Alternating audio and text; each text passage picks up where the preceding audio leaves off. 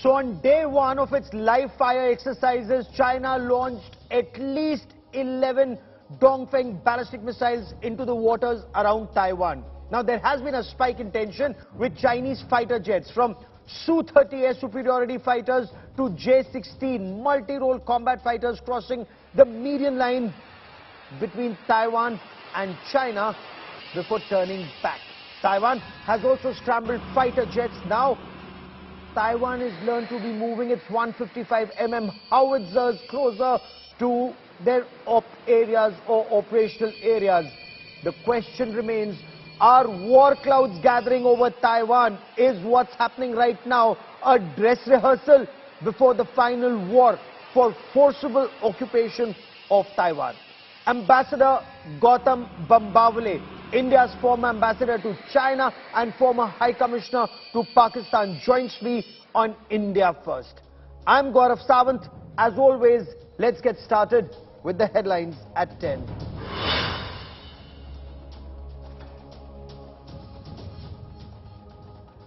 Big India Today scoop in the National Herald case after raids and sealings. Will National Herald properties be attached next? Rahul Gandhi says he's not scared of either the Enforcement Directorate or Prime Minister Narendra Modi. हम intimidate नहीं होंगे, हम नरेंद्र मोदी से नहीं डरते हैं। समझ गए बात?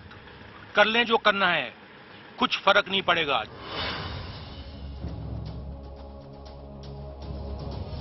Rahul Gandhi takes on RSS a day after BJP's Tiranga rally. Congress MP says RSS did not hoist the tricolour for 52 long years. BJP claims Congress now showing pseudo-love for the Tiranga.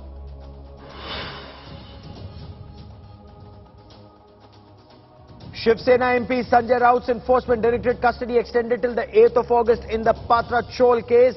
Raut's wife Varsha also summoned over transactions from her bank accounts.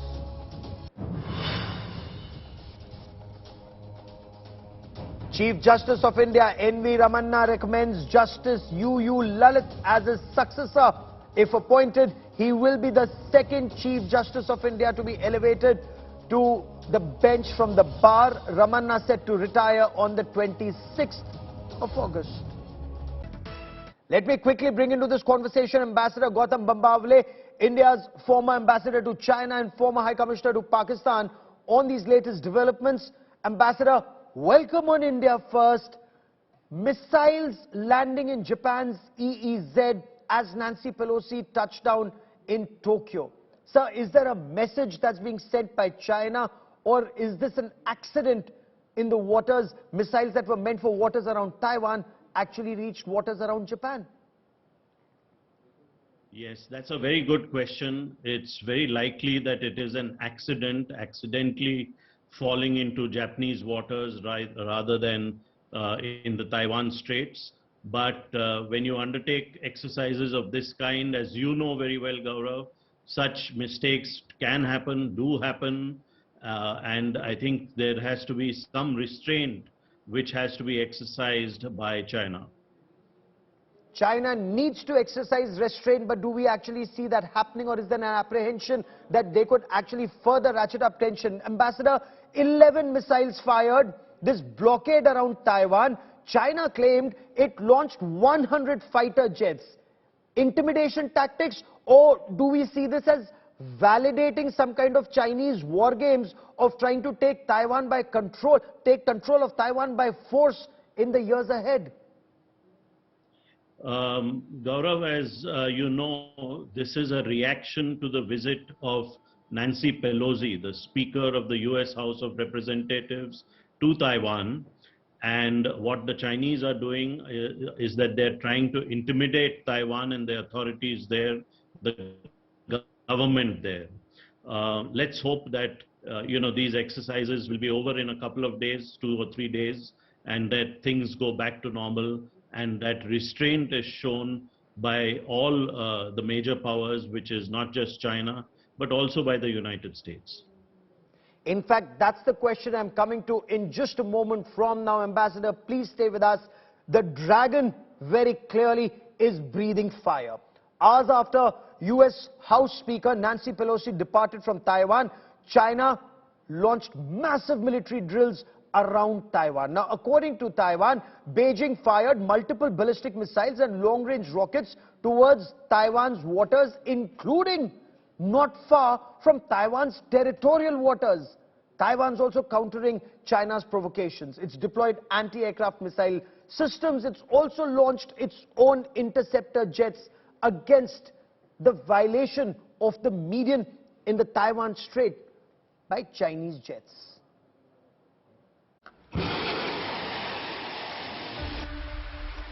The dragon has bared its fangs, and it's raining missiles, long-range rockets and more at the Taiwan waters. Chinese military propaganda has peaked hours after US Speaker Nancy Pelosi left Taiwan after a 15-hour whirlwind tour. Beijing's state-sponsored media is flooding the internet with videos of military drills being carried out near Taiwan. The Taiwanese Defense Ministry has confirmed that the Chinese army launched at least 11 Dongfeng ballistic missiles into waters surrounding the northern, southern and eastern parts of Taiwan. A brigade of China's PLA 80th Group Army also carried out a live fire assessment of heavy firearms rapid strike. Over the next 3 days, the Chinese army will carry its large-scale military exercise in 6 waters around Taiwan. From land to air. 27 Chinese warplanes flew into Taiwan's air defense zone on Wednesday. They include 6 J-11 air superiority fighter jets, 5 J-16 multi-role fighter jets, and 16 Su-30 air superiority fighters. Taiwan has said that Chinese fighter jets were warned on the radio the moment they crossed the median between mainland China and Taiwan. The Taiwanese waters too are heating up. Both Chinese and US warships have been circling Taiwan amid Chinese anger over Pelosi's visit to the island. US has deployed 4 warships, including an aircraft carrier. US Navy carrier USS Ronald Reagan is conducting operations in Philippines Sea. Bureau Report, India Today.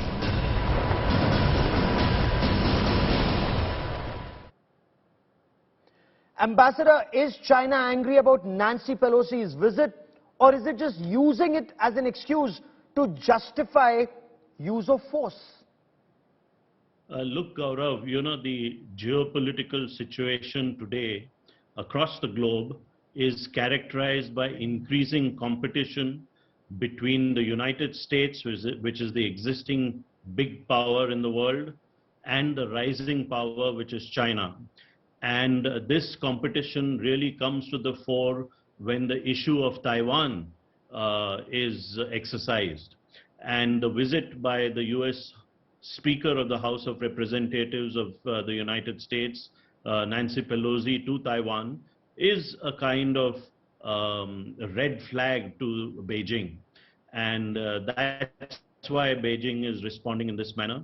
But also, I think if you look at it from a larger perspective, before China or Beijing can take on the United States, it has to ensure that its own backyard, which is East Asia and Asia as a whole.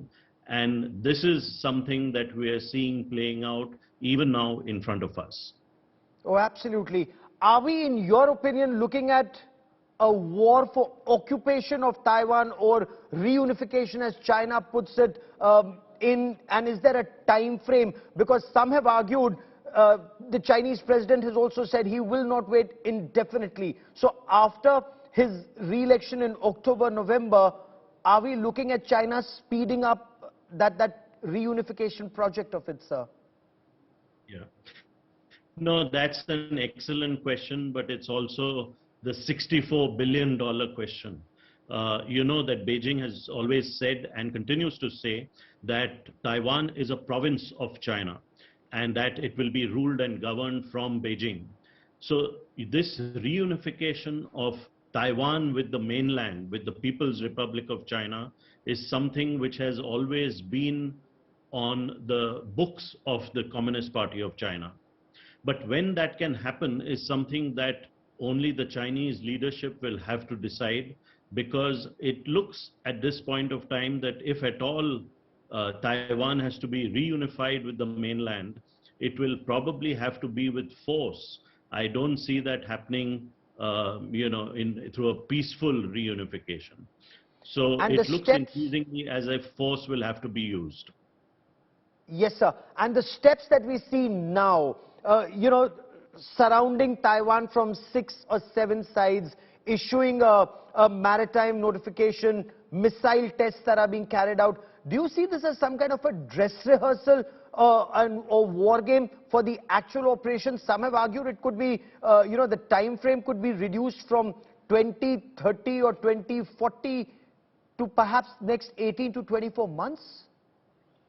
Gaurav, you're absolutely right. What they're doing right now could be looked upon as a kind of dress rehearsal for something to come in the future. Not in the near future, but maybe in the longer term future, when that sort of operation to take over the island of Taiwan is actually launched, will all depend upon the senior leadership of the Communist Party of China.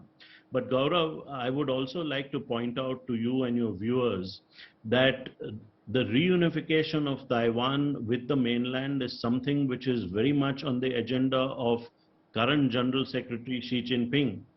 And the reason I say that is because you know that all the big leaders in the pantheon of the Communist Party of China, Mao Zedong, he actually formed the People's Republic, and he formed the People's Republic of China. Yes. Deng Xiaoping then worked for the reunification of Hong Kong with the mainland.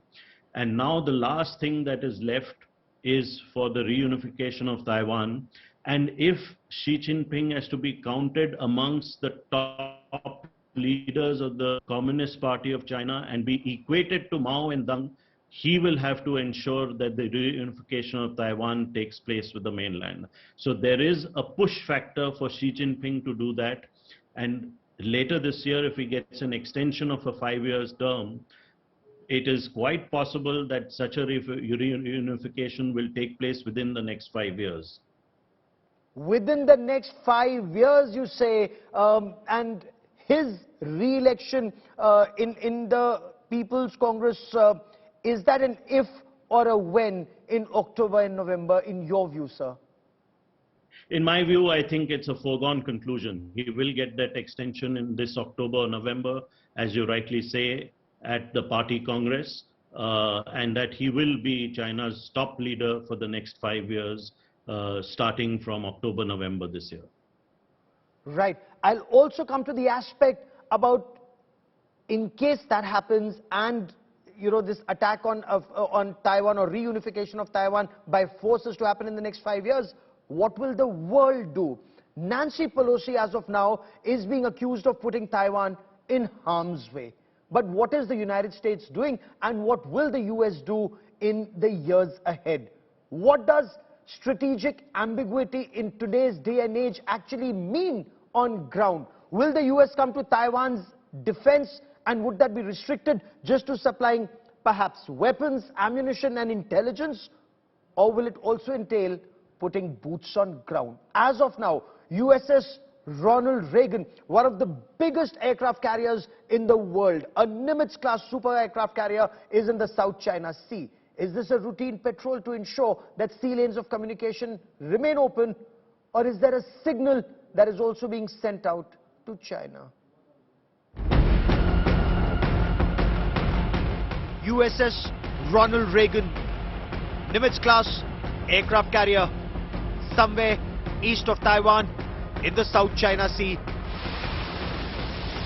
Amongst the world's largest supercarriers, the USS Ronald Reagan is quietly carrying out a patrol to ensure free and open Indo-Pacific in the South China Sea.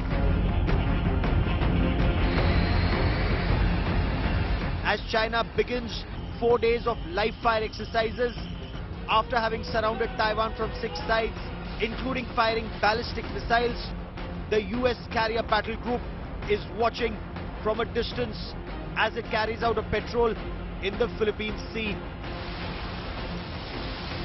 Every move of the Chinese Navy and Air Force, including the crossing of the median by Chinese Air Force fighters before they returned, and the Chinese ships and submarines are being monitored very closely, both by Taiwan and the United States. USS Ronald Reagan has conducted flight operations in the Philippine Sea. The carrier battle group is the only forward deployed battle group carrying out a regular scheduled patrol.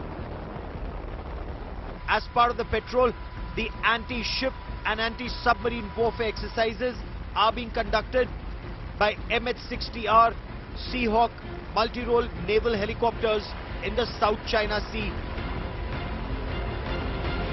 Amphibious assault ship Tripoli is also a part of the US Navy's 7th Fleet that is operating along with guided missile cruiser USS Chancellorville. These warships have been sailing through the South China Sea in the past 24 hours to show complete sea control and dominance, ensuring free and open Indo-Pacific. Fueling at sea operations are also being undertaken. Simultaneously, US Army paratroopers are conducting combined active operations in Indonesia called Exercise Super Garud Strikes.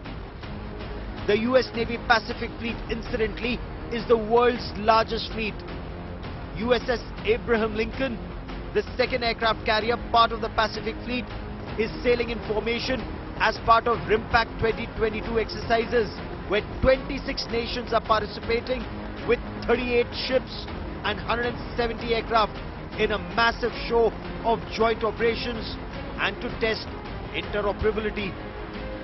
China and its actions around Taiwan are being watched closely by navies across the democratic world. Bureau Report, India Today.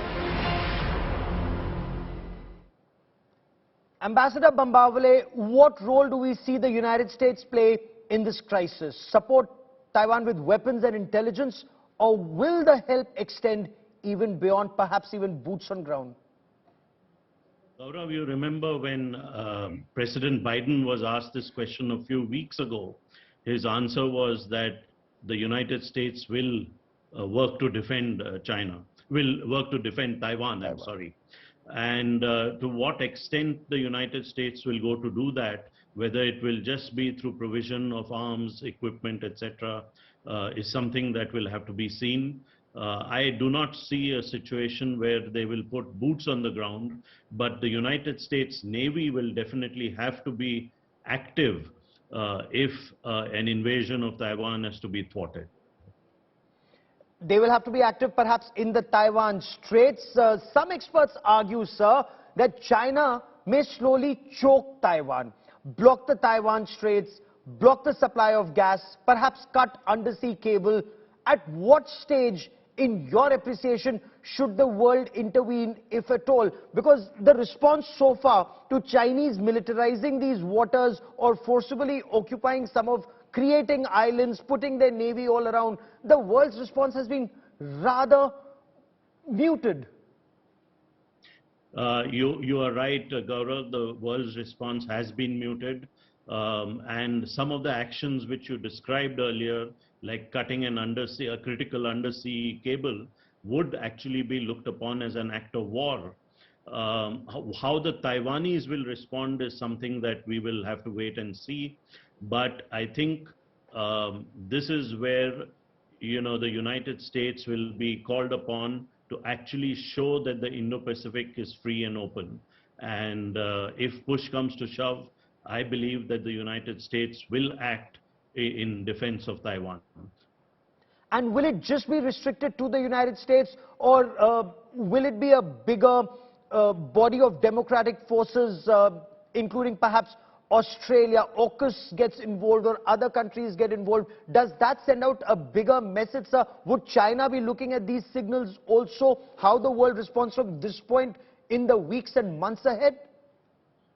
Gaurav, if at all it comes, an invasion of Taiwan by the mainland takes place, it will be a very big geopolitical signal, geopolitical move, and then all countries in this part of the globe, in the Indo-Pacific, will actually have to weigh whether they would have to come into this kind of action, and how to tackle that kind of situation is something that all countries will have to weigh and will have to decide upon. But if you have to keep the Indo-Pacific free and open, this kind of action will have to be prevented. But for that, it'll have to be war gamed and steps taken. What's been happening between 2014 to 2022? The way China started militarizing these waters, started claiming these waters, while the Americans and others also said sea lanes of communication need to be kept open. Should stronger measures have been taken in time?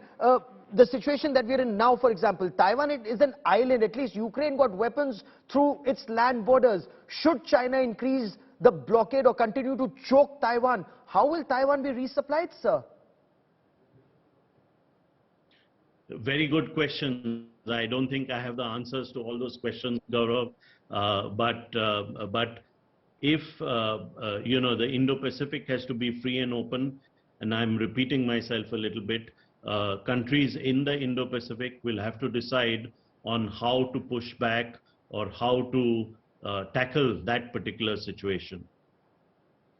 Ambassador Gautam Bambawale, I've run out of time on this show, but I haven't run out of questions, and I hope you will join us again in the days and weeks ahead, because there is so much that's happening in the Indo-Pacific, in and around Taiwan. Japan's extremely unhappy the way Chinese missiles landed in their exclusive economic zone. There is a huge rim pack exercise that's happening with the US Navy's 7th Fleet's getting active. In the days and weeks ahead, we will continue to talk about this situation because it impacts all of us. In fact, in a way, it impacts the world. Ambassador Gautam Bambawale, as always, many thanks for joining me.